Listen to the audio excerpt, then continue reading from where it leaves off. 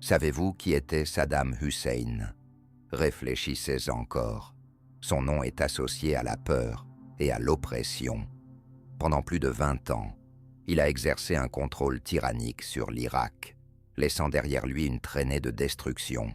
Aujourd'hui, nous nous engageons dans un chapitre grave de l'histoire, en examinant les châtiments impitoyables infligés par Saddam Hussein aux femmes en Irak.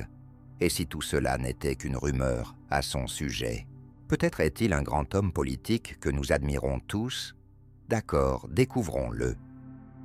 En 1979, il a accédé au pouvoir et a transformé l'Irak en un État à parti unique, étouffant toute opposition. Son contrôle sur la nation est devenu de plus en plus oppressant, tel un marionnettiste impitoyable tirant les fils de la peur et de l'oppression. Les femmes irakiennes, avec leur riche héritage d'accomplissements intellectuels et scientifiques, auraient dû incarner le progrès et l'émancipation. Malheureusement, leur potentiel a été anéanti par la poigne de fer de Saddam Hussein. Avec une froide précision, son régime a ciblé celles qui osaient défier son autorité. Les voix, autrefois pleines d'espoir, ont été réduites au silence par des méthodes d'une cruauté extrême, exécutions, tortures et emprisonnements. Derrière le masque d'un régime prétendant protéger son peuple, se cachait une réalité terrifiante pour les femmes. Témoignons du premier acte odieux, les décapitations. Sous prétexte de lutter contre la prostitution, le fils aîné de Saddam, Uday Hussein, et son célèbre groupe paramilitaire, les Fedayeen Saddam, ont orchestré un terrorisme inimaginable. Ils ont poussé la décapitation à un extrême macabre, tranchant publiquement la tête de plus de 200 femmes innocentes, laissant leurs familles dévastées et marquées à jamais. Quel en a été le résultat? Ces têtes coupées ont été cruellement abandonnées sur le seuil de leur famille. Un rappel poignant de leur perte tragique. Ces actes abominables ont été perpétrés sans une once de justice ni de procès équitable. Beaucoup des victimes n'étaient pas impliquées dans aucune forme de prostitution, mais étaient plutôt ciblées pour avoir osé s'opposer à la corruption du régime. Prenons l'exemple de Najat Mohammad Haidar, une gynécologue intrépide qui a eu le courage de dénoncer la corruption au sein du système de santé. Sa récompense, une décapitation impitoyable, un message brutal destiné à faire taire toute voix dissidente. Mais les horreurs infligées aux femmes en Irak ne s'arrêtaient pas là. Le gouvernement irakien n'a sans scrupules utilisé le viol et l'agression sexuelle comme des armes pour atteindre ses objectifs malveillants. Ils ont plongé dans des profondeurs inimaginables, exploitant les corps et la dignité des femmes comme des instruments d'intimidation et de contrôle. Voulez-vous savoir quelle excuse ils ont invoquée pour justifier ces actes? Le régime a utilisé ces atrocités pour extorquer des informations et obtenir des confessions forcées de membres de familles détenues. Ils se délectaient dans l'art macabre du chantage, envoyant des vidéocassettes montrant le viol de femmes, membres de famille, pour terroriser encore plus les opposants irakiens. Pouvez-vous saisir les profondeurs d'immoralité auxquelles ils ont sombré? Le deuxième acte odieux est la torture, un mot qui nous glace le sang. Dans l'Irak de Saddam, cela est devenu une réalité terrifiante pour d'innombrables femmes. L'opposition ainsi que les proches des opposants et des rebelles ont été les principales victimes de souffrances inimaginables. En 1990, Saddam a introduit l'article 111, une loi sinistre qui a entaché le code pénal irakien. Quel était son objectif, vous demandez-vous? Renforcer le soutien tribal à son régime. Cependant, ses conséquences ont été désastreuses pour les femmes en Irak. L'article 111 offrait l'immunité aux hommes qui commettaient l'acte le plus horrible imaginable, tuer leurs proches féminines au nom de l'honneur familial. C'était une manœuvre calculée pour exercer un contrôle et maintenir le pouvoir. Le rapporteur spécial des Nations Unies sur la violence à l'égard des femmes a révélé une vérité glaçante. Plus de 4000 femmes ont été victimes de ces soi-disant meurtres d'honneur sous le règne de Saddam. Sous son régime, de telles scènes d'horreur étaient malheureusement fréquentes. La souffrance infligée aux femmes a atteint des niveaux extraordinaires de cruauté. L'acide, symbole de corrosion et de destruction, a été utilisé comme une arme contre ces âmes sans défense. Elles ont été brûlées avec de l'acide, leur chair marquée à jamais par les cicatrices d'une douleur indescriptible. Comme si cela ne suffisait pas, certaines étaient attachées, nues à des ventilateurs de plafond, leur corps violé et leur dignité anéantie. Je ne peux pas imaginer à quel point une personne peut être cruelle. Les abus sexuels, un autre crime odieux contre l'humanité, ont trouvé un terreau fertile sous le régime oppressif de Saddam Hussein. Les femmes étaient soumises à la violence, dépouillées de leur autonomie et violées de manières inimaginables. De plus, dans un retournement écœurant, certaines femmes étaient utilisées comme cobayes pour des substances chimiques, empoisonnées par un régime qui n'avait aucun respect pour la vie humaine. La cruauté s'étendait au-delà d'elles, laissant aucune famille intacte. Les femmes et les enfants étaient torturés devant leurs maris et pères, laissant des cicatrices indélébiles sur leurs âmes. Ces actes de sadisme visaient à anéantir l'esprit de résistance.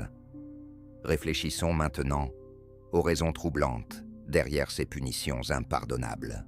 Nombre des victimes étaient simplement liées au parti interdit Al-Dawa, un groupe perçu comme une menace pour le gouvernement baathiste. Les femmes ont payé un prix terrible pour leurs liens familiaux, étant exécutées pour le simple crime d'être sœurs ou épouses d'hommes recherchés. Pouvez-vous imaginer l'horreur d'un homme se vantant d'avoir pendu 70 prisonnières en une seule nuit? Abu Widad, une figure sinistre marquée par sa cruauté, a commis un acte aussi monstrueux dans la tristement célèbre prison d'Abu Ghraib, près de Bagdad. Ce récit glaçant met en lumière l'ampleur du sadisme qui était hors de contrôle sous le règne de Hussein. Permettez-moi de partager certains de ces incidents horrifiants qui sont gravés à jamais dans l'histoire. Dans un épisode déchirant, Awatif Nour al-Hamadani, à peine âgé de 21 ans, s'est retrouvé piégé dans une toile de traîtrise et de désespoir. C'était son propre mari qui, sous une torture insupportable, a révélé son nom et celui de ses collègues comme prétendus trafiquants d'armes. Le poids de la trahison est tombé lourdement sur les épaules d'Awatif, alors que sa vie prenait un tournant tragique. Son chemin a croisé celui d'un homme nommé le Major Amer, qui, animé de pulsions sadiques, lui a infligé d'atroces souffrances. Avec une chaise en métal comme arme, il a battu Awatif sans pitié, lui causant une douleur inimaginable. Mais le tourment ne s'est pas arrêté là. Il l'a violée de la manière la plus répugnante et l'a ensuite abusée sexuellement. Lors de son procès, le juge Moussalam al-Jabouri a suggéré que d'un petit gibet, une plateforme de pendaison, devrait être construite pour sa bébé-fille parce qu'elle avait tété le lait empli de haine de sa mère. Sincèrement, c'est profondément troublant. Elle a ensuite été amenée pour être exécutée pour la première fois avec 2 collègues féminines et forcée à regarder la pendaison de 150 hommes, 10 à la fois, alors que leur corps était emporté. Elle a reconnu l'un d'eux comme étant son mari. Elle a ensuite été renvoyée dans sa cellule et a été exécuté plus tard sur une chaise électrique. La prochaine histoire remonte à 1982 à Bassora. Le lieutenant Karim, un agent du régime de Hussein, a capturé l'épouse d'un insurgé. Déterminé à obtenir des informations, Karim a concocté un plan cruel et sadique.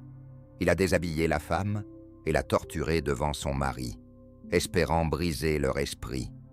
Cependant, leur résilience a contrecarré ses attentes.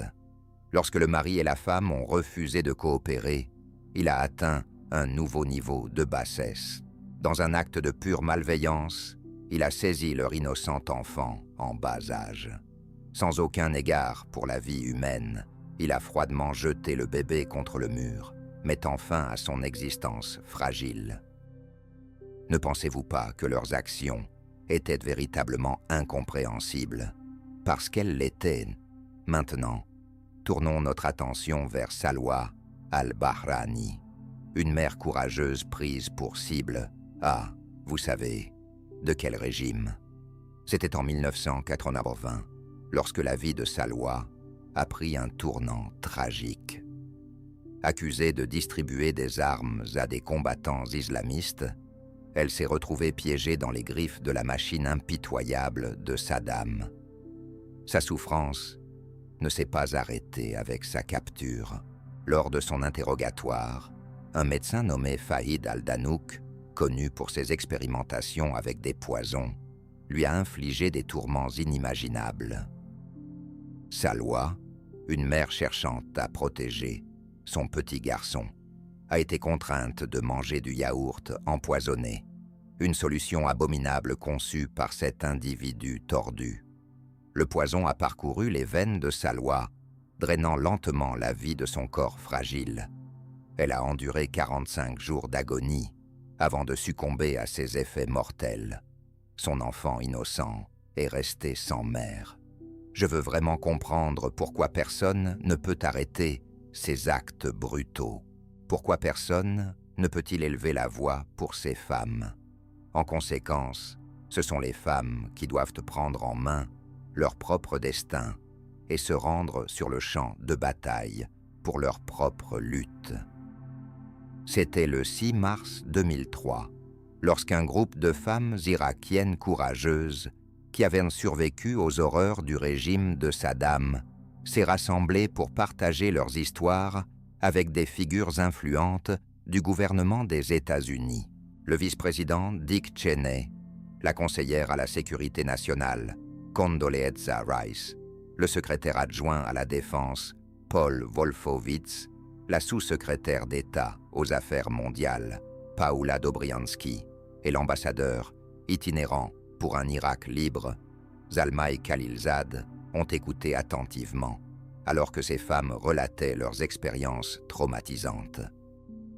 Ces femmes, en quête de liberté et de paix, ont exprimé leur vif souhait de contribuer à la création d'un nouvel Irak, une société démocratique ancrée dans des traditions et des valeurs irakiennes progressistes.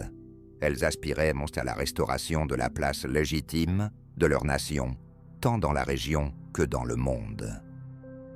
La sous-secrétaire d'État aux affaires mondiales, Paula Dobriansky, après avoir rencontré ces femmes courageuses, a exprimé sa conviction quant à leur rôle essentiel dans la reconstruction de l'Irak.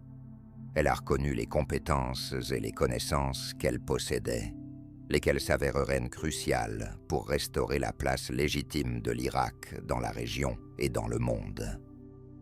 Ah, le verdict de Saddam Hussein, que je suppose que nous voulons tous connaître, le soi-disant ancien président irakien Saddam Hussein, a été exécuté le 30 décembre 2006. Il a été condamné à mort par pendaison, après avoir été reconnu coupable de crimes contre l'humanité par le tribunal spécial irakien. Connaissez-vous d'autres figures historiques ou régimes dont les actions peuvent être comparées aux atrocités commises par Saddam Hussein? Partagez vos réflexions dans la section des commentaires ci-dessous. Et si vous trouvez cette vidéo instructive, n'hésitez pas à vous abonner également Merci de votre attention.